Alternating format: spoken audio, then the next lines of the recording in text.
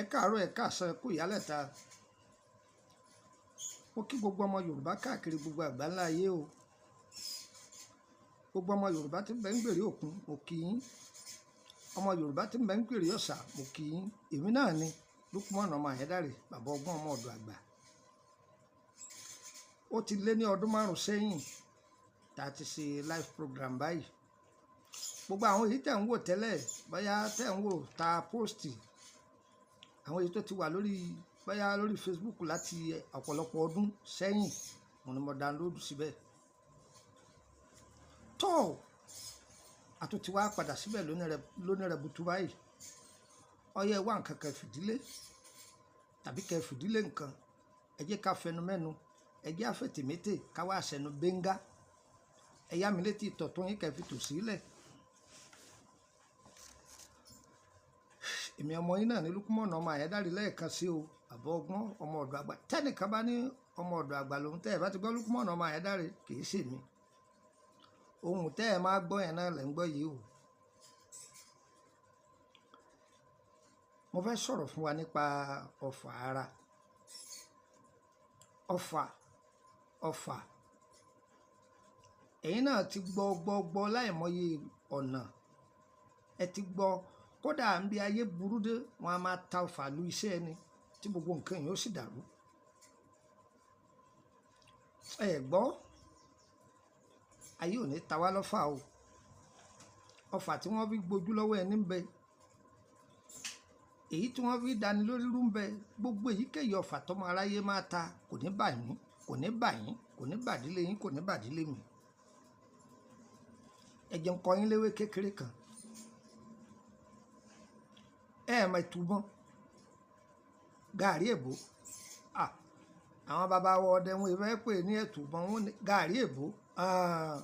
èbó ni wọ́n pè ẹ̀túbọ̀n yìí wá pín sóríṣìí méjì wọ́n ń pè kan ní kẹlú wọ́n ń pè kan ní gàrí èbó ṣẹ́rí kẹlú yìí òun làwọn bàbá wa máa ṣe bóyá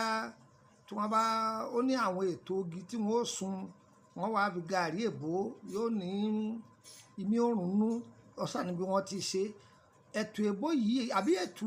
Yorùbá yìí kò lágbára tó ti tèbó ẹ wà pẹ̀lú mi tèbó yìí la wá fẹ́ lò ẹ wọ ẹjọ́ san díẹ̀ ewé kan bẹ àwọn bàbá wa máa pè é ní ewé kẹlẹ́rùgbẹ́rù ewé kẹlẹ́rùgbẹ́rù ọ̀pọ̀lọpọ̀ máa ń dáko ewé fáwọn èèyàn lórí social media wọn ọ̀dá ewé tí wọ́n ń wí gan wọn ọ̀dá mọ̀ lómi ibi tí wọ́n ti ń pè lẹ́nu gan lẹ́tùmọ̀ pé eléyìí ọ̀dẹ̀ ewé mọ́ ewé rere wọ́n gbọ́ tẹ́nìkan lọ dáko ewé rere tí ń pè ewé rere ewé rere ń bẹ lọ́tọ̀ ewé rere ọ̀tọ̀ sí ni ọ̀tọ̀ sí léwé ọ̀tọ̀ ní rere kò papọ̀ mọ́ra wọn torí ẹ̀ lábẹ́ sọ pé tọ́ ọ bá fẹ́ kọ́ oògùn ọkọ̀ ewé lọ́tọ̀ ọ̀tọ̀ ní oògùn àòjò pọ̀ àògùn pọ̀ àòlọ́pọ̀ àòsàpọ̀ rárá ìwọ tọ́ ọ bá jókòó táwọn àgbàlagbà ó níjọ́ wọn máa mú yín jáde wọ́n mú wọgbó lọ ewé kìnnìnì ẹ lè rí gbogbo ẹ̀ tán ṣùgbọ́n wọn ọba tí ọba kọjá ń bẹ̀ náà ara ẹ̀ ni wọ́n máa kọ lóríṣiríṣi egbò kìnnìnì o ewé bá a ṣe pè ní ẹ gbádùn mi ṣe rí rere yìí ó ní akọ lábo ẹ gbìyànjú kẹ wá ṣe ẹwẹgbẹ mi bí ṣe ti rí ewé rere ìtànà rẹ̀ ẹ rí òun lè wé tẹ rí lókè òun ẹ wá ṣe mọ̀ kó ní èso tí máa so èso eré rẹ̀ lẹ́wàá o ẹ wá èso rere akọ èso rere abo ẹ sà àti ọgbẹ àwọn èèyàn mi nílùú Kòbẹ́ ní Ọ̀họ̀rí lọ́hùn wọn a máa pè é ní ẹ̀wà ògìdán ẹ gbádùn mi àní wọn a máa pè ewé yìí ní ewé ẹ̀wà ògìdán ó ti yí àwọn ará Ìpòbẹ́ bí mo ṣe wí àwọn èèyàn mi ní ọ̀rí ó ti yé wọn. tẹ́ bá wá wá ewé kan náà ń bẹ àwọn bàbá wa ń pè ní ewé kùyá, òun náà ní èso tiẹ̀ náà ẹ̀ já ẹ̀ sa yọ̀gbẹ́. tí ẹ bá ti wá já èso mẹ́tẹ̀ẹ̀ta tó ti gbẹ ẹ lọ̀, tí ẹ bá ti wá lọ̀ tó kúnná dáadáa ẹ wá wọ odidi atare kan ẹ lọ̀ òun náà mọ́, ẹ ti lọ gbogbo ẹ̀ papọ̀, ó yẹ ẹ dà á sí ọ̀nà méjì lẹ̀ ẹ dà á sí. ẹ dà ìdá kan sínú ọsàn wẹ́wẹ́, ẹ dà ìdá kan sínú àdíẹ̀ yẹn. ẹ ń béèrè lọ́wọ́ mi púpọ̀ lẹ́ẹ̀ tí máa lò ẹ̀kọ́ gbóná là máa fi mu. tó bá jẹ́ pé o bá ní ọ́sà má wulẹ̀ dà sọ́sàn wẹ́wẹ́, ọ̀gbọ́ tó bá ní anointing oil lílé dà á sí, má fi mu ẹ̀kọ́ gbígbóná. ní agbára ọlọ́run